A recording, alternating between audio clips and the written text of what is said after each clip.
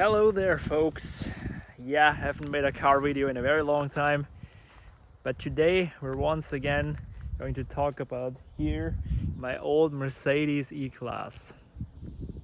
I know that some people follow me for this E-Class, and I want to give you an update on it because right now it has 341,000 kilometers on it, and I have owned it since 290,000 kilometers.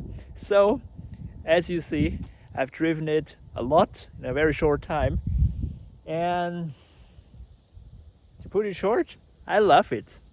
Before I actually show you the car, how it looks with the mileage and age, and what it is actually, maybe some of you are new to here and want to know what it is, I want to quickly just shock you, and I'm actually thinking of selling it, maybe sooner than later. This is a 2008 E-Class W211, the facelifted 211, and it is the E220 CDI, so the diesel 2.2 liter, I think it is, engine. And I'll show you really quick the engine. So freaking strong here.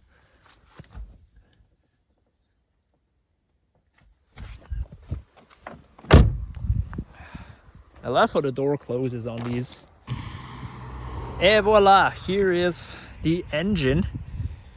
Good old school diesel 2.2 liter OM646, 170 horsepower, and I think 400 newton meters of torque. I can be wrong, but overall very reliable unit, hardly any problems with it. These have been in a whole bunch of Mercedes cars, also the Mercedes Sprinter vans, and if you see those can rack up a lot of kilometers, a lot of miles in the years. So this engine, I think, is a very good reason why this car has been so reliable and problem-free for the most part, because this OM646 is known for its reliability, and also I might add, it makes good power. It doesn't feel slow at all. It's got good fuel economy. This needs around 7 liters and 100 kilometers. You can get it lower than that, but most of the time it's gonna be around 7 to 7.5 at the max.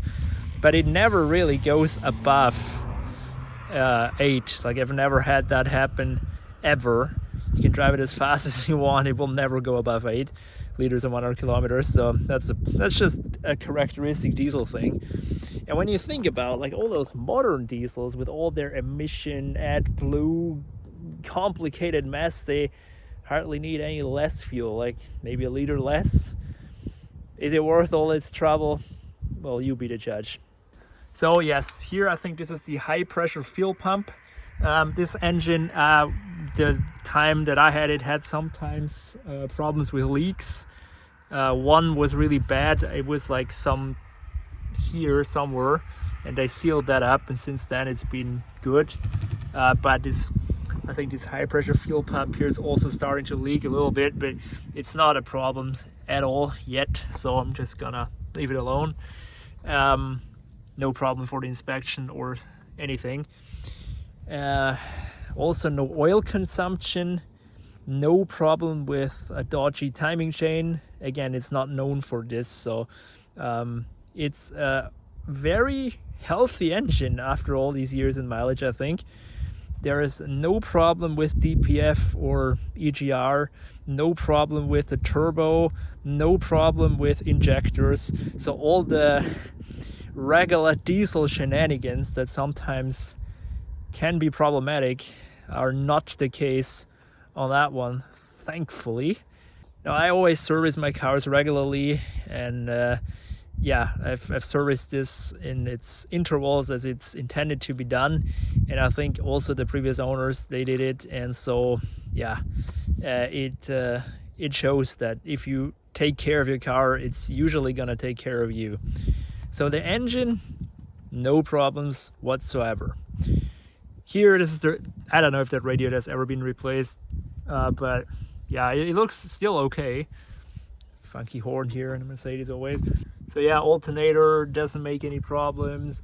The only like problem that I had with it in terms of engine things were the differential pressure sensor in the very beginning when I had the car needed to be replaced, and a glow plug relay, which is like something which initiates a glow plug. So not the glow plugs themselves, thankfully, but some relay.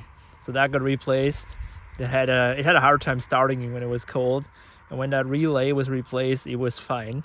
So ever since that, nothing, like it started every time except when once the battery died. But I mean, yeah, that's not the end of the world on these.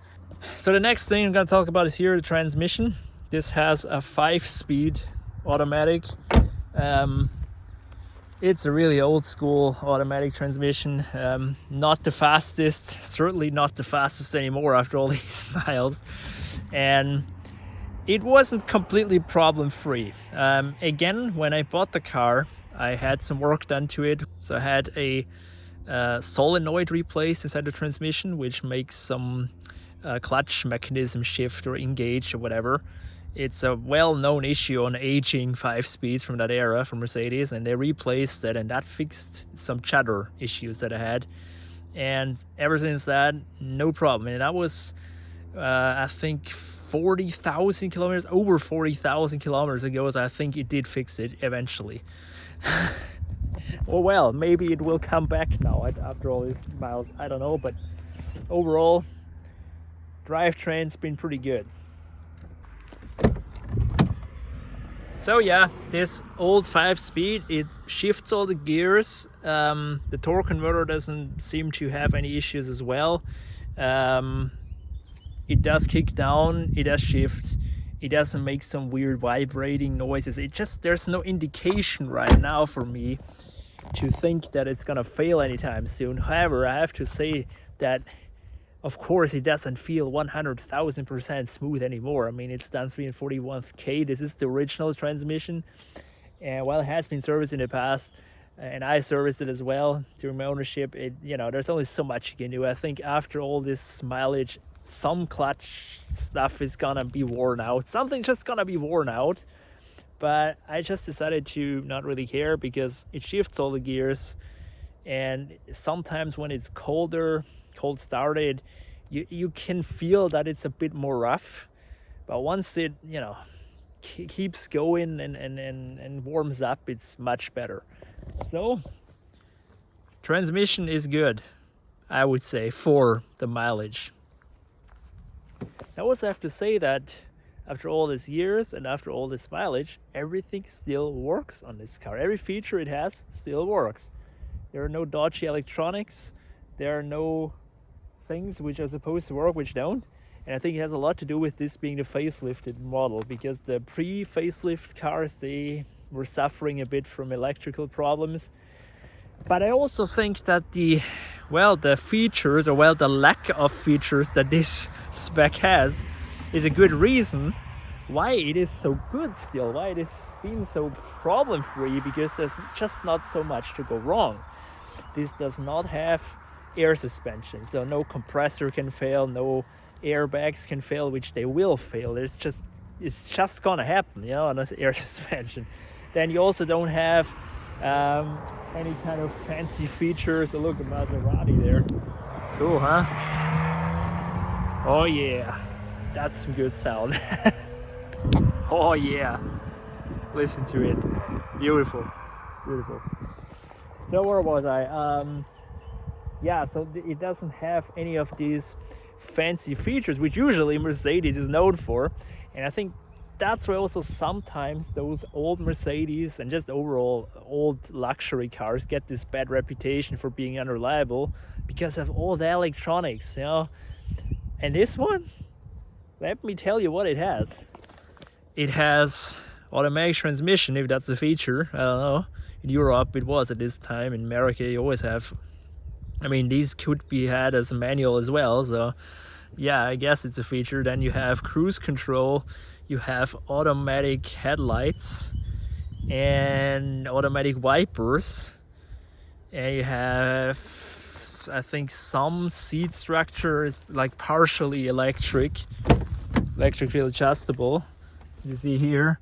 but not the whole seat. Like you still have to move it here with a lever. And yeah, I mean, that's pretty much it.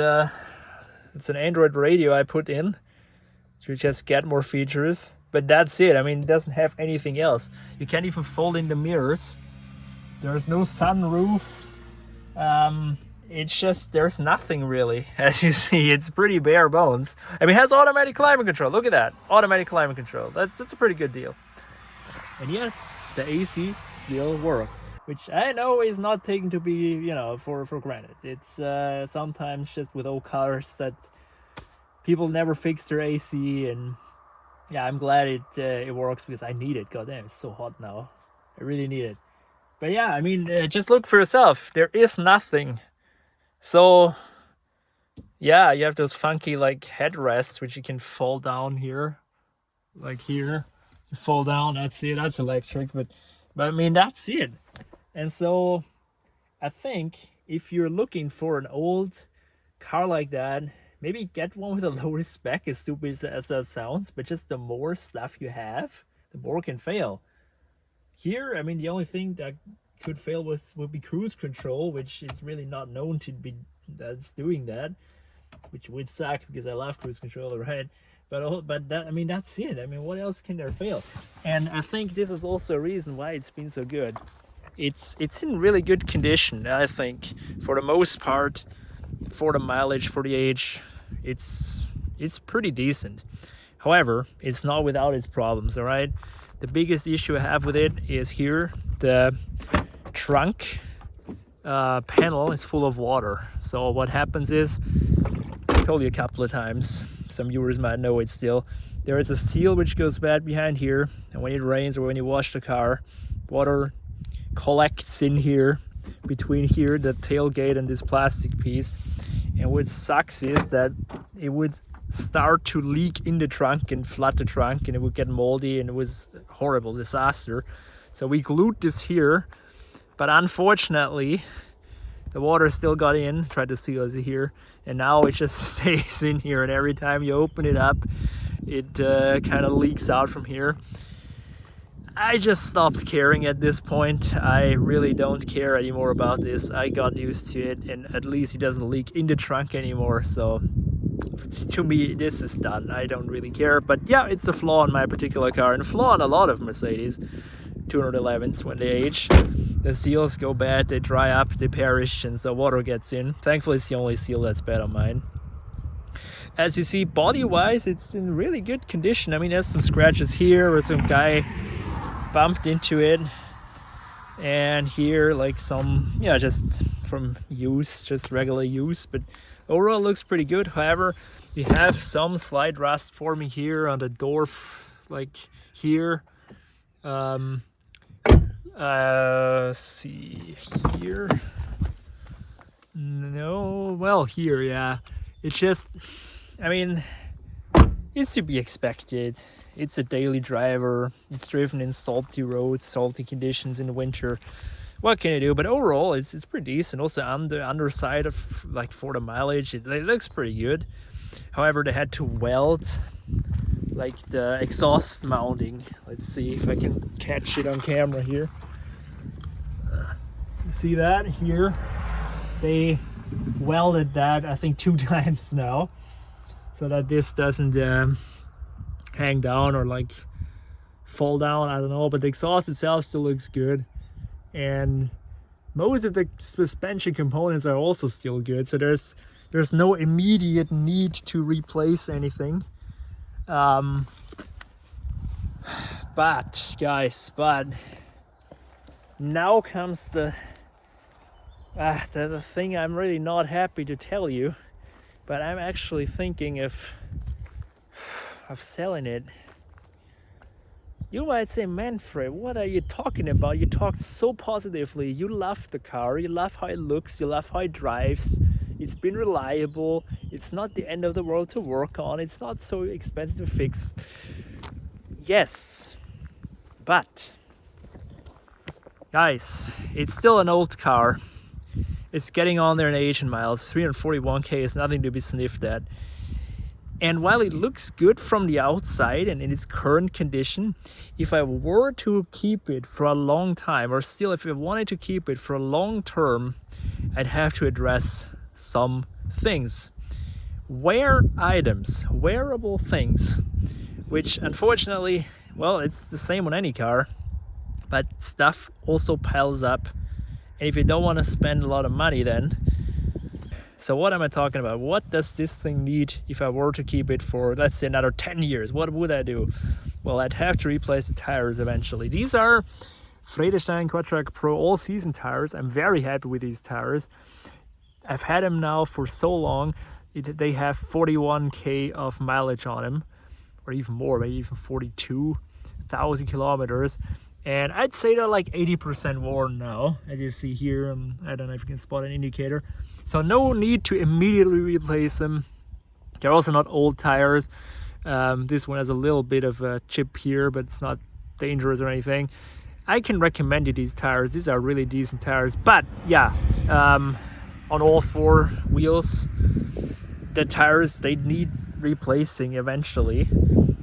So yeah, that's not cheap. But then also the brakes. I mean, here the front brake discs look horrendous.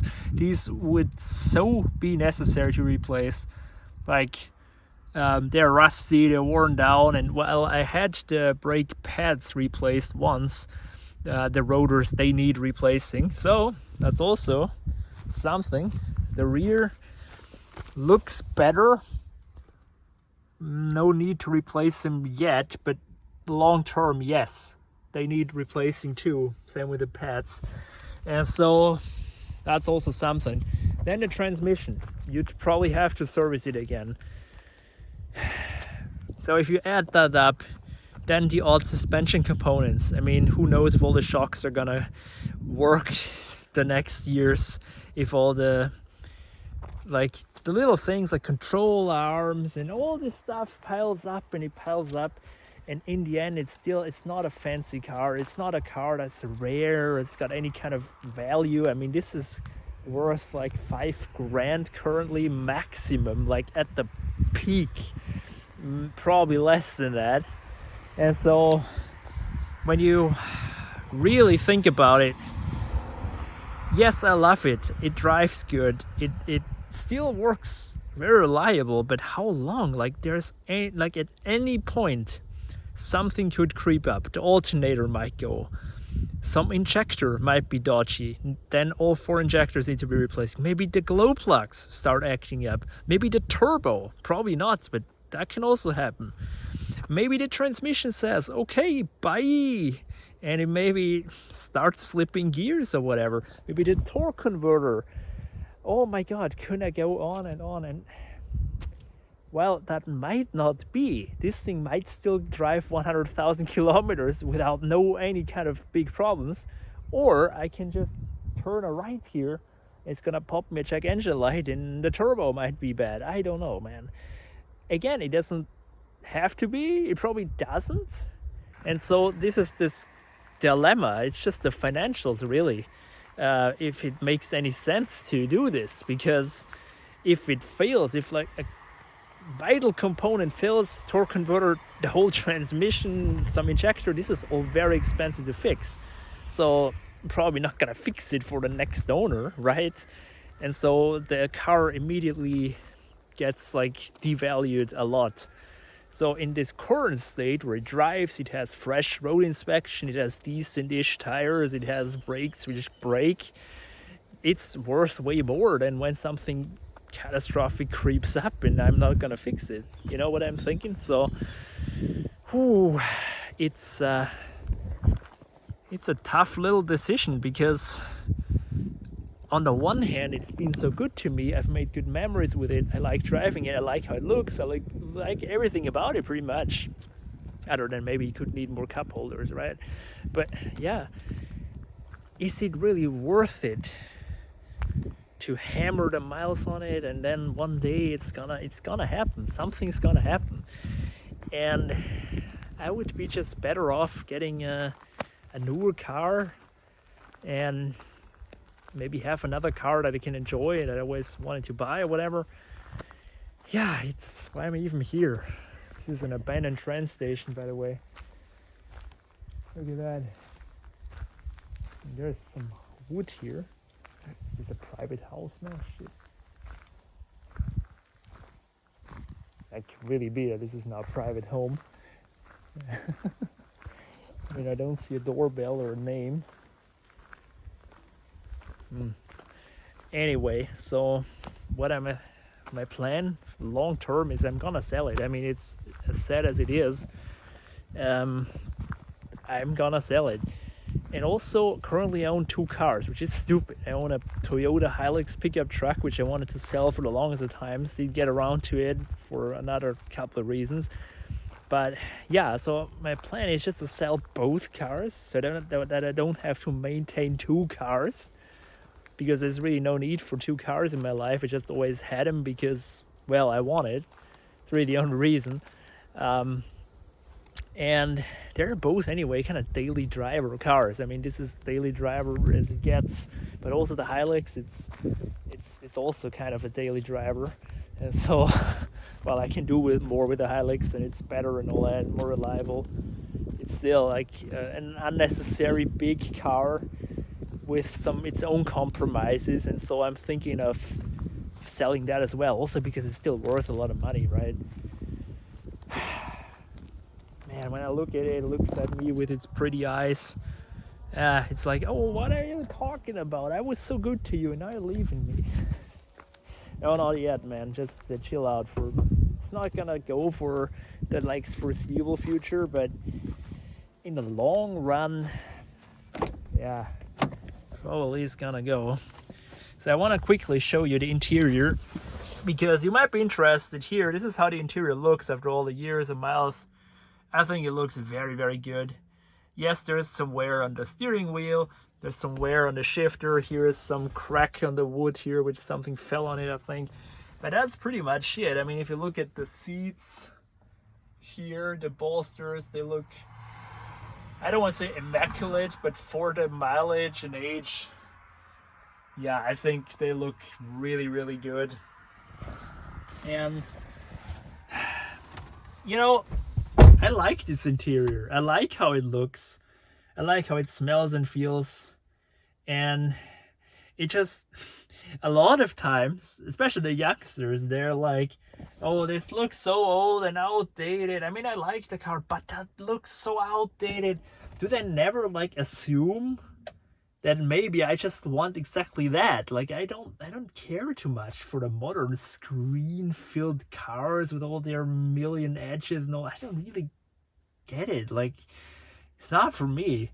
So yeah, I might just be the perfect 211 owner, I suppose. But yeah, my dislikes about it are that it has virtually no cup holders. This is sometimes really an issue. I mean, all I have is here this aftermarket cup holder, which doesn't really work all too well, as you see. There you go. And I mean, this is janky, and it can't really fit a full-size bottle, so this is a bit of a problem here on the interior. Also, the steering is kind of heavy, and I think this power steering pump, I mean, it's not dead or on its way out, but it's surely worn. I think it's way stiffer than it needs to be, or than it's supposed to be, but I can be wrong there. Also, I don't like that the car doesn't have, I mean, it would be cool if it had radar guided cruise control. I really think this is a modern feature which is useful. Or keyless go, just these little things, which I don't necessarily need to have, but it would be nice if it had it. You know what I mean? You know what I'm saying? And yeah, but in general, I can't really moan too much. I fitted here this aftermarket Android radio. This is the new one, by the way.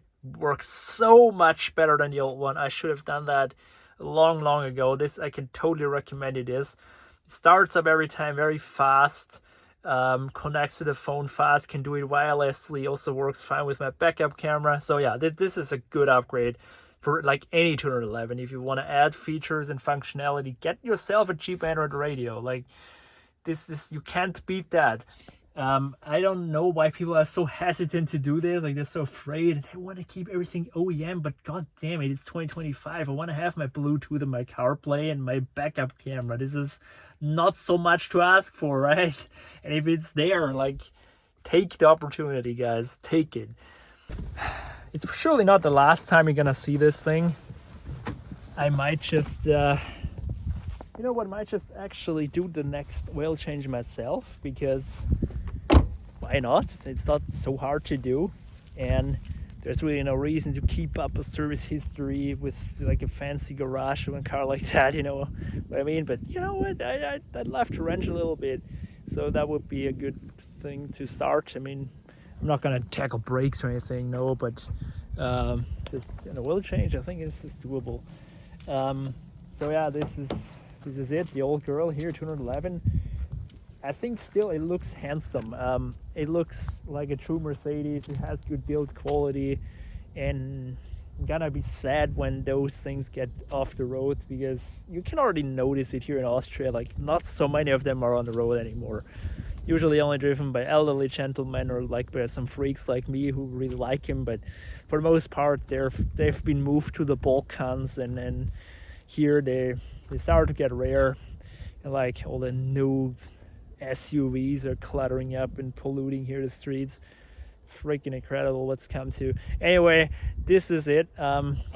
Ramble video, very long, I know, but if you want to know more about it, shoot me a comment. I know that some of you also have the same car, like with different engines, all that. Tell me, what if you have a 211, what year, what mileage, what engine? Was your ownership also as great as mine? That can vary way different, like from model to model, I get it. So an E500 owner is gonna have more troubles than an E220 CDI owner, that's for sure. But you know what, that's maybe not even the 500 is still pretty good. I think there's, the 400D, that was the really bad one. But yeah, I'm rambling now at this point. It's still here, it's still going, I'm still gonna keep it for a little bit, but long term I have to say bye-bye to it eventually, which makes me sad to think about it, but it's the smarter thing to do. And yeah, but till then, this is it. Thank you for watching this very long video, and I'll see you next time. Bye bye.